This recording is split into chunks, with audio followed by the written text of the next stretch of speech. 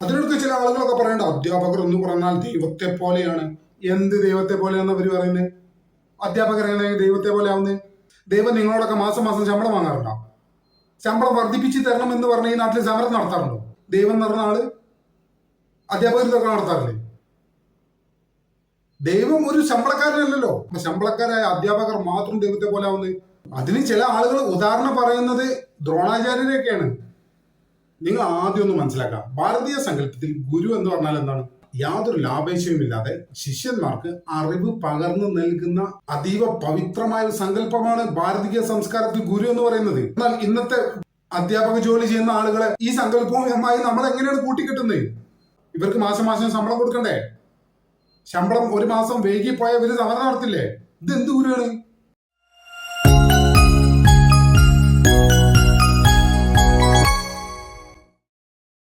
എല്ലാവരും ശ്രദ്ധയ്ക്ക്, ഞാൻ മണികണ്ഠൻ മാഷ്, വരൂരിൽ സ്കൂളിലെ മണികണ്ഠൻ മാഷാണ്. 2 ദിവസമായിട്ട് നവമാധ്യമങ്ങളിൽ എന്നെ കുറിച്ചുള്ള ചർച്ചയാണ് നടന്നുകൊണ്ടിരിക്കുന്നത്. സംഭവം ഞാൻ ചെയ്തത് തെറ്റ് തന്നെയാണ്. ആ തെറ്റിലേക്ക് എന്നെ കൊണ്ടുവന്ന് എത്തിച്ച സംഭവം കൂടി നിങ്ങളെല്ലാവരും ഒന്ന് അറിയണം എന്ന് എനിക്ക് നല്ല ആഗ്രഹമുണ്ട്. അതുകൊണ്ടാണ് ഞാൻ ഇതൊരു വീഡിയോയിലൂടെ നിങ്ങളെ എത്തിക്കുന്നത്. ഞാൻ ക്ലാസ് എടുത്തുകൊണ്ടിരിക്കുകയാണ്. ക്ലാസ് എടുത്തുകൊണ്ടിരിക്കുമ്പോൾ ഒരു ടീച്ചർ വാതിൽ വന്ന് തട്ടുന്നു. കുട്ടികളോട് എന്തൊരു മെസ്സേജ് കൊടുക്കാനായിട്ടാണ് ടീച്ചർ വരുന്നത്. ടീച്ചർ ക്ലാസ്സിൽ കയറിയ വശം കാണുന്നത് എന്താണ് മേശപ്പുറത്ത് കയറി ഇരിക്കുന്നത് ചോദിക്കുന്നുണ്ടാണ്. അപ്പോൾ എൻ്റെ ഒരു കാഴ്ച പരിമിതിയുള്ള ഒരാൾ കൊണ്ടാണ് ഞാൻ, തീരെ കാണാത്ത ഒരാളാണ്. അപ്പോൾ ഇത്രയും 10-40 കുട്ടികൾ ആ ക്ലാസ്സിൽ ഇരിക്കുന്നു. അവർ മുന്നിൽ ഒരു കോമാളിയാക്കിയിട്ടാണ് എന്നെ കുട്ടി കാണിച്ചിരിക്കുന്നത്. ആ മേശയുടെ മുകളിൽ കയറി ഇരിക്കുക. അപ്പോൾ മുൻകാലങ്ങളിലും ആ കുട്ടിയിൽ നിന്നോ മറ്റു കുട്ടികളിൽ നിന്നോ എന്നെ അങ്ങനെ പറ്റിയിട്ടുണ്ടാവാം. എനിക്ക് അത്രയും വിഷമമായി, സങ്കടവും ദേഷ്യവും എല്ലാം കൂടി ഒരു പ്രകോപനം ഉണ്ടായി. പെട്ടെന്ന് തോന്നിയൊരു വികാരത്തിലാണ് ഞാൻ ആ കുട്ടിയെ ചെയ്യാൻ പാടില്ലാത്താണ്, പറ്റിപ്പോയി. അല്ലാതെ ഒരിക്കലും ഒരു വൈരാഗ്യത്തോട് കൂടിയിട്ട് കുട്ടിയോട് ചെയ്തതല്ല. എനിക്കുണ്ടായൊരു വിഷമം നിങ്ങൾ മനസ്സിലാക്കേണ്ടതെന്ന് വെച്ചാൽ, ഞാൻ നിങ്ങളൊരാളായി കാണും. നിങ്ങൾക്ക് ഏതെങ്കിലും കാഴ്ചക്കുറവുണ്ടെങ്കിൽ നിങ്ങൾക്ക് അതിന്റെ വേദന അറിയും. ഇത്രയും കുട്ടികളുള്ള ക്ലാസ്സിൽ എന്നെ കോമാളിക്ക് തുല്യമായിരുന്നു കുട്ടികൾ ചെയ്തിട്ടുണ്ട്. മേശയുടെ മുകളിൽ കയറിയിരിക്കുക, പിന്നെ എന്തൊക്കെ അവരോട് ചെയ്തിരുന്നെന്ന് എനിക്ക് കാണില്ലല്ലോ. അപ്പോൾ ഉണ്ടായ ഒരു വികാരം കൊണ്ട് പറ്റിപ്പോയതാണ്. ഇത് എല്ലാവരും ഒന്ന് മനസ്സിലാക്കണം. കഴിഞ്ഞ ദിവസമാണ് തൃശൂർ വരവൂർ ഗവൺമെന്റ് ഹൈസ്കൂളിൽ നിന്ന് പുറത്തു വന്ന ചില വാർത്തകൾ മനുഷ്യമനസാക്ഷിയെ ഏറെ ഞെട്ടിച്ചൊന്നാണ്. ഒരു അധ്യാപകൻ തന്റെ വിദ്യാർത്ഥിയെ വളരെ ക്രൂരമായിട്ട് ആക്രമിക്കുകയാണ്. ഇതിനെക്കുറിച്ച് വളരെ വിശദമായി വിവരിച്ചുകൊണ്ട് അധ്യാപകന്റെ പുതിയ വീഡിയോ പുറത്തു വന്നിട്ടുണ്ട്. അതാണ് നമ്മളിപ്പോ കണ്ടത്. ഈ അധ്യാപകൻ ഇതിന് എന്തൊക്കെ ന്യായീകരണങ്ങൾ പറഞ്ഞാണ്? അധ്യാപകരുടെ ഭാഗത്തു നിന്ന് ഉണ്ടാകുന്ന ശാരീരിക ഉപദ്രവം ഉണ്ടല്ലോ, അത് ഒരു രീതിയിലും ന്യായീകരിക്കാൻ പറ്റില്ല. ഇനിയിപ്പം ഒരു വാദത്തിന് വേണ്ടി നമ്മൾ അംഗീകരിക്കാം, അധ്യാപകനെ ആ കുട്ടി പരിഹസിച്ചു, അതുകൊണ്ടാണ് അധ്യാപകൻ അങ്ങനെ ഇടപെട്ടത് എന്നൊക്കെ നമുക്ക് സമ്മതിക്കാം. എങ്കിൽ പോലും അധ്യാപകന് ഈ ശാരീരിക ഉപദ്രവം അല്ലാതെ മറ്റെന്തെല്ലാം വഴികളുണ്ട്? പ്രിൻസിപ്പലിനോട് വിവരം പറഞ്ഞൂടെ? ആ കുട്ടിക്കെതിരെ ഒരു പക്ഷേ നടപടി എടുക്കുമായിരുന്നല്ലോ. PTA മീറ്റിംഗിൽ ഈ വിഷയം ഉന്നയിക്കാലോ. അധ്യാപകർക്കിടയിൽ ഈ വിഷയം ചർച്ച ചെയ്യാലോ. ഒന്നും വേണ്ടെന്നേ. ഒരു വിദ്യാഭ്യാസ വകുപ്പിൽ ഇത്തരം പരാതികളൊക്കെ പറഞ്ഞൂടെ? അതൊന്നും ചെയ്യാതെ ഒരു കുട്ടിയെ ശാരീരികമായിട്ട് ഉപദ്രവിക്കുക, അതല്ല, നമ്മൾ നേരത്തെ പറഞ്ഞ പോലെ തന്നെ ഇത്തരം സംവിധാനങ്ങളാണ് നിങ്ങൾ മാന്യമായിട്ട് ഉപയോഗിക്കേണ്ടത്. കുട്ടികളെ ശാരീരികമായിട്ട് ഉപദ്രവിക്കാൻ ഒരു അധ്യാപകനും അവകാശമില്ല. ഈ അധ്യാപന ജോലി ചെയ്യുന്ന ആളുകൾ മനസ്സിലാക്കേണ്ട ഒരു കാര്യം എന്താണ്?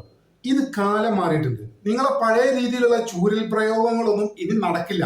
അധ്യാപകരുടെ ജോലി എന്താണ്? നിങ്ങൾ വിദ്യാർത്ഥികളെ പഠിപ്പിക്കുക. ആ പണി നിങ്ങൾ പ്രൊഫഷണലായി സമീപിച്ച് ആ പണി നിങ്ങൾ കൃത്യമായിട്ട് ചെയ്യുക. നിങ്ങളുടെ ജോലി അതാണ്.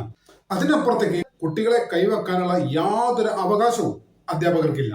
നിങ്ങൾ നിങ്ങളെ ജോലി ചെയ്ത് പൊക്കണം. കുട്ടികളെ കൈവെക്കാനുള്ള അവകാശമൊന്നും നിങ്ങൾക്കില്ല. പ്രത്യേകിച്ച് ഇന്നത്തെ കാലത്ത്. നമ്മൾ കഴിഞ്ഞ ദിവസത്തിലെ വടകരയിൽ നിന്ന് ഒരു വാർത്ത കേട്ട്, MDMA വിറ്റത് 3 അധ്യാപികമാരാണ്. ഇത്തരം അധ്യാപികമാരൊക്കെ എങ്ങനെയാണ് കുട്ടികളെ ബഹുമാനിക്കുക, കുട്ടികളുടെ രക്ഷിതാക്കളെ ബഹുമാനിക്കുക? അത്തരത്തിൽ വിദ്യാർത്ഥികൾക്കും രക്ഷിതാക്കൾക്കും അധ്യാപകരിൽ ഒരു കാലത്തുണ്ടായിരുന്ന വിശ്വാസവും അതൊക്കെ മാറിക്കഴിഞ്ഞു. പഴയ പോലെയല്ല. അത് അധ്യാപകരൊക്കെ മനസ്സിലാക്കണം. ഒരു പക്ഷെ ഇത്തരത്തിലൊക്കെ തെറ്റ് ചെയ്യുന്ന അധ്യാപകർ എന്ന് പറയുന്നത് വളരെ ചുരുക്കമായിരിക്കും. പക്ഷെ ഇതിന്റെ നരേഷൻ വരിക അധ്യാപകർ എന്നൊരു സംഭവത്തിലാണ്. നരേഷൻ വരുമ്പോൾ അത് എല്ലാവർക്കും ബാധകമാണ്. 1-2 വ്യക്തികൾ ചെയ്യുന്ന ഒരു തെറ്റിന് ഒരു തൊഴിൽ സമൂഹം തന്നെ വിമർശിക്കപ്പെടേണ്ട സാധ്യത നമ്മുടെ നാട്ടിലുണ്ട്. വിമർശിക്കപ്പെട്ടു കഴിഞ്ഞു. വിദ്യാർത്ഥികൾക്കും രക്ഷിതാക്കൾക്കും അധ്യാപകരിൽ ഉണ്ടായിരുന്ന ഒരു ബഹുമാനവും വിശ്വാസമൊക്കെ ഇന്നില്ല. അതൊരു വസ്തുതയാണ്. അത് നിങ്ങൾ മനസ്സിലാക്കണം. അതുകൊണ്ടാണ് ഇന്നത്തെ സാഹചര്യത്തിൽ നിങ്ങൾ എന്ത് ചെയ്താലും അത് കുറ്റമായി മാറുന്നത്. സമൂഹം യാതൊരു റെസ്പെക്റ്റും നിങ്ങൾക്ക് തരാത്ത എന്തുകൊണ്ടാണ്? ഇത്തരം സംഭവങ്ങൾ നിങ്ങളുടെ ഭാഗത്ത് തന്നെ ഉണ്ടാകുന്നതുകൊണ്ടാണ്. അതിന്റെ കൂടെയാണ് വിദ്യാർത്ഥികളെ ശാരീരികമായിട്ട് മർദ്ദിക്കുന്ന ഈ ഒരു സംഭവം കൂടി ഉണ്ടാകുന്നത്. പിഞ്ചു കുട്ടികളെ പിഞ്ചു കുട്ടിയോടാണ് നിങ്ങൾ ഇത് ചെയ്യുന്നത്. നിങ്ങൾക്ക് അത്ര ഗഡ്സ് ഉണ്ടെങ്കിൽ നിങ്ങളുടെ പ്രായക്കാരോടും ചെയ്യൂ. അത് നിങ്ങൾ ചെയ്യുമോ? ചെയ്യൂല. അതിന് നിങ്ങൾക്ക് ധൈര്യം ഉണ്ടാവില്ല. വീട്ടിൽ ഭാര്യയുമായിട്ടുണ്ടാകുന്ന കശപിശ, അല്ലെങ്കിൽ ഭർത്താവുമായിട്ടുണ്ടായിട്ടുള്ള കശപിശ, ഇതൊക്കെ നിങ്ങളൊന്ന് തീർക്കാനല്ല നിങ്ങൾക്ക് സ്കൂൾ എന്ന സ്ഥാപനം. നിങ്ങളുടെ വീട്ടിലെ പ്രശ്നങ്ങളൊക്കെ നിങ്ങൾ വീട്ടിൽ വെച്ച് പോന്നോ?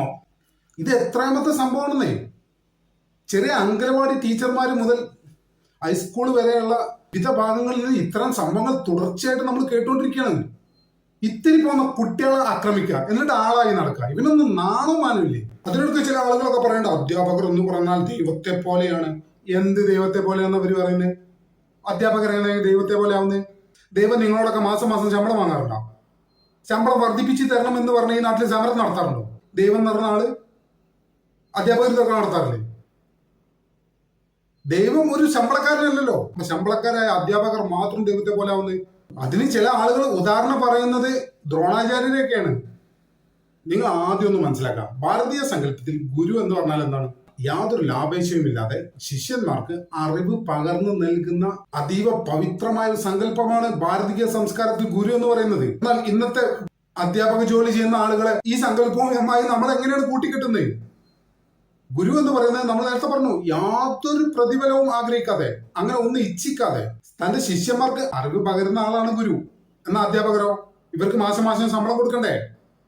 ശമ്പളം ഒരു മാസം വൈകിപ്പോയ ഇവര് സമരം നടത്തില്ലേ? ഇത് എന്ത് ഗുരുവാണ്? ഇതെങ്ങനെയാണ് ഭാരതീയ സങ്കല്പവുമായി കൂട്ടിക്കെട്ടാൻ പറ്റുക? ഒരു വായ കൊണ്ട് ഇത് രണ്ടും എങ്ങനെ പറയാം? ഇത് രണ്ടും അജഗജാന്തരം മാറ്റില്ലേ? ഈ അധ്യാപനം എന്ന് പറയുന്നത് കൃത്യമായ വേതനം നൽകി ചെയ്യുന്ന കൃത്യമായി വേതനം വാങ്ങുന്ന ഒരു തൊഴിൽ മേഖലയാണ്. അതിന് ഗുരു എന്ന സങ്കല്പവുമായി നിങ്ങൾ കൂട്ടിക്കെട്ടേ വേണ്ട. അതിന് പുരാണത്തിലെ ദ്രോണാചാര്യരുമായൊന്നും നിങ്ങൾ തുലനം ചെയ്യുകയും ചെയ്യരുത്. അധ്യാപകരെ അങ്ങനെ തുലനം ചെയ്യുകയാണെങ്കിൽ ഓട്ടോ ഡ്രൈവർമാരെ നിങ്ങൾ തേരാളി എന്ന് വിളിക്കണം. പുരാണത്തിൽ തേരാളിക്ക് സമമാണ് ഇന്നത്തെ ഓട്ടോ ഡ്രൈവർമാര്. പോലീസുകാരെ ധർമ്മരക്ഷകരെന്നും ബസ് തൊഴിലാളികളെയും മറ്റ് സേവന രംഗങ്ങളിൽ പ്രവർത്തിക്കുന്ന ആളുകളെയും അതാത് മേഖലയിലെ പ്രതീകമായിട്ട് നമുക്ക് കാണേണ്ടി വരില്ലേ? ഇതെന്താണ്? അധ്യാപകർക്ക് മാത്രം ഒരു പ്രത്യേകത? എല്ലാ തൊഴിലിനും അതിൻ്റെതായ പവിത്രതയുണ്ട്, അന്തസ്സുണ്ട്. അത് അധ്യാപനത്തിനുണ്ട്. അത് അധ്യാപനത്തിന് ഇല്ല എന്നല്ല നമ്മൾ പറയുന്നത്. പക്ഷെ ഗുരു എന്നത് സങ്കല്പവുമായി കൂട്ടിക്കെട്ടാൻ ഇന്നത്തെ കാലത്തെ അധ്യാപന രീതിയെ പറ്റുകയില്ല. അതൊരു തൊഴിൽ മേഖലയാണ്. ഓട്ടോ തൊഴിലാളികളെ പോലെ, ബസ് തൊഴിലാളികളെ പോലെ കേവലം ഒരു തൊഴിൽ മേഖലയാണ് ഇന്നത്തെ കാലത്ത് അധ്യാപനം എന്ന് പറയുന്നത്. ഇതിനെത്ര പവിത്രമായി കാണേണ്ട യാതൊരു കാര്യമില്ല. ഓട്ടോ കൂലി കൂട്ടിക്കിട്ടാൻ ഓട്ടോക്കാർ സമരം ചെയ്യും, ശമ്പളം കൂട്ടിക്കിട്ടാൻ അധ്യാപകർ സമരം ചെയ്യും, ബസ് കൂലി കൂട്ടിക്കിട്ടാൻ ബസ് തൊഴിലാളികളും സമരം ചെയ്യും. ഇതൊക്കെ എത്രയേ ഉള്ളൂ. ഇതൊരു തൊഴിൽ മേഖലയാണെന്നുള്ള കാര്യം ആളുകൾ മനസ്സിലാക്കണം. ഇതിന് ആവശ്യമില്ലാത്ത പവിത്രത ഒന്നും നിങ്ങൾ സങ്കല്പിച്ച് നൽകരുത്. അത്തരം പവിത്രത സങ്കല്പിച്ച് നൽകുന്നത് തന്നെയാണ് ഇത്തരം ആളുകൾക്ക് വളാക്കുന്നത്. എനിക്ക് എന്തും ചെയ്യാൻ ആരും എന്നോട് ചോദിക്കില്ല എന്നുള്ള ധൈര്യം ഇവർക്ക് എങ്ങനെ വരുന്നത്? ഈ ആവശ്യമില്ലാത്ത പവിത്രത കൊടുക്കുന്നത്. ഇങ്ങനെ പവിത്രത കൊടുക്കേണ്ട കാര്യമില്ല. ഇതൊരു തൊഴിൽ മേഖല മാത്രമാണ്. നിങ്ങൾ ഓട്ടോക്കാരനോട് തർക്കിക്കുന്ന പോലെ, ബസ് തൊഴിലാളിയോട് തർക്കിക്കുന്ന പോലെ അന്യായം കണ്ടാൽ അധ്യാപകരോടും തർക്കിക്കാം. ഒരു സംശയമില്ല. ആവശ്യമില്ലാത്ത പവിത്രത ഇത് നൽകരുത്. ഇതൊരു തൊഴിൽ മേഖല മാത്രമാണ് എന്നുള്ള കാര്യം മനസ്സിലാക്കണം. അല്ലാതെ ഇവര് എന്ത് തെറ്റ് ചെയ്താലും ഗുരുക്കന്മാരായതുകൊണ്ട് മിണ്ടാതിരിക്കണം എന്നൊക്കെ പറയുന്നത് എന്തൊരു പൊട്ടത്തരാണ്. നിങ്ങളൊന്ന് ആലോചിക്കുക. എന്തിനാണ് ആവശ്യമില്ലാത്തൊരു പ്രിവിലേജ് ഈ ഒരു തൊഴിൽ മേഖലയ്ക്ക് നിങ്ങൾ നൽകുന്നത്? ഇതാണ് ഇവർ പലപ്പോഴും മുതലെടുക്കുന്നത് എന്നുള്ള യാഥാർത്ഥ്യം സമൂഹം മനസ്സിലാക്കണം. നിങ്ങളൊന്ന് നോക്കിയേ, ലോക പ്രശസ്തരായ Charles Darwin, Isaac Newton, Albert Einstein, Mary Curie, ഇത്തരത്തിലുള്ള പ്രതിഭകളായ ആളുകൾ ഒന്നും തന്നെ അധ്യാപകരെ ശിക്ഷ കൊണ്ടല്ല പ്രതിഭകളായത് എന്നുള്ള കാര്യം നിങ്ങൾ മനസ്സിലാക്കണം. സ്വതന്ത്ര ചിന്തകളും കഠിനാധ്വാനവുമാണ് അവരെ പ്രതിഭകളാക്കിയത്. ഇത്രയും കാലം കുട്ടികളെ ഇതുപോലെ ഉപദ്രവിച്ചിട്ട് കേരളത്തിലെ അധ്യാപകർക്ക് ഒരു പ്രതിഭയെങ്കിലും ഉണ്ടാക്കാൻ പറ്റും ഇവിടുന്ന്? ഒരാളെ പോലും. അതേ സമയത്താണ് യൂറോപ്പിൽ നിന്നും അമേരിക്കയിൽ നിന്നും ഈ പറയുന്ന ശിക്ഷാരീതികൾ ഒന്നും അന്നുമില്ല, ഇന്നുമില്ല. ഇതൊന്നുമില്ലാഞ്ഞിട്ടും അവിടുന്ന് മാത്രം പ്രതിഭകൾ വരുന്നത് എന്തോടാ? അവിടെയാണ് നിങ്ങൾ മാറ്റം മനസ്സിലാക്കേണ്ടത്. പിന്നെ അധ്യാപകരോട് പറയാനുള്ളത്, പഴയ കാലമല്ല, സമൂഹം ഒരുപാട് മാറി, വിദ്യാർത്ഥികൾ മാറി, രക്ഷിതാക്കളും മാറി. ഇന്ന് പഴയ പോലെ ചിന്തിക്കുന്ന ഗുരു എന്നുള്ള പരിഗണന ഒന്നും മിക്കവാറും ആളുകൾക്ക് ഇല്ലാതായിക്കൊണ്ടിരിക്കുന്നു. നിങ്ങളെ കയ്യിലിരിപ്പുകൊണ്ട് തന്നെ അടുത്ത കാലത്ത് തന്നെ നിങ്ങൾക്ക് ലഭിക്കുന്ന ഈ പ്രിവിലേജ് ഉണ്ടല്ലോ, ഇത് സമൂഹത്തിൽ നിന്ന് ഇല്ലാതാവാൻ തന്നെ സാധ്യതയുണ്ട്. ഒരു സംശയവും വേണ്ട. MDMA കേസ് അധ്യാപകൻ അറസ്റ്റ്, ബലാത്സംഗ കേസ് അധ്യാപകൻ അറസ്റ്റ്, എത്ര കേസാണ് ഈ ഒരു വർഷത്തിനടക്കം നമ്മൾ കേട്ടത്? ഇത്തരത്തിൽ സമൂഹത്തിന് നിലയും വിലയും ഇല്ലാതായിക്കൊണ്ടിരിക്കുകയാണ്. ആ യാഥാർത്ഥ്യം നിങ്ങൾ ഉൾക്കൊള്ളണം. നിങ്ങൾ നിങ്ങളുടെ ജോലി മര്യാദയ്ക്ക് ചെയ്യുക. നിങ്ങൾക്ക് പ്രശ്നങ്ങൾ ഉണ്ടെങ്കിൽ അത് ഉത്തരവാദിത്തപ്പെട്ടവരെ അറിയിക്കുക. ശിക്ഷിക്കാനുള്ള അവകാശം നിങ്ങൾക്കില്ല. പഴയ പോലെ ഒന്നല്ല. ഒരു കുട്ടി സ്കൂളിലേക്ക് തിരിച്ചു ചെല്ലുമ്പോൾ മാതാപിതാക്കളൊക്കെ അവന്റെ ശരീരം നന്നായിട്ട് പരിശോധിക്കുന്നുണ്ട്.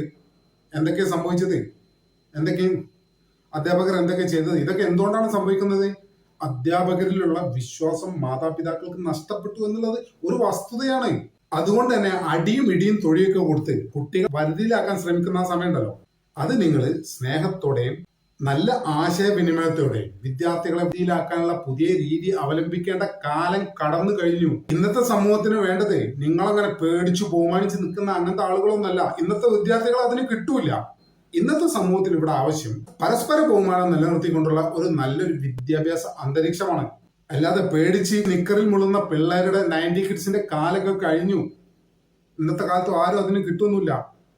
പിന്നെ വിദ്യാർത്ഥികളെ സംബന്ധിച്ചിടത്തോളം, ഇന്നത്തെ വിദ്യാർത്ഥികളെ പ്രത്യേകിച്ച് സംബന്ധിച്ചിടത്തോളം അവർ എങ്ങനെ റിയാക്ട് ചെയ്യുന്നു നമുക്ക് പറയാൻ പറ്റില്ല. എന്തെങ്കിലും സംഭവിച്ചു കഴിഞ്ഞ് ചർച്ച ചെയ്തിട്ട് കാര്യമില്ല. നിങ്ങളുടെ നയങ്ങൾ, നിങ്ങളുടെ സമീപനങ്ങൾ, അധ്യാപകർ വിദ്യാർത്ഥികളോടുള്ള സമീപനങ്ങൾ പൂർണ്ണമായിട്ടും തിരുത്തപ്പെടണം. എനിക്ക് തോന്നുന്നു കുറെയൊക്കെ അത് തിരുത്തപ്പെട്ടിട്ടുണ്ട് എന്നുള്ളതാണ്. ഇതുപോലുള്ള കുറച്ച് അപ്ഡേറ്റ് ആവാത്ത കുറച്ച് ആളുകൾ ഉണ്ട് എന്നല്ലാതെ എനിക്ക് തോന്നുന്നില്ല പുതിയ അധ്യാപകർക്ക് ഇത്തരത്തിലാണെന്നുള്ളത്.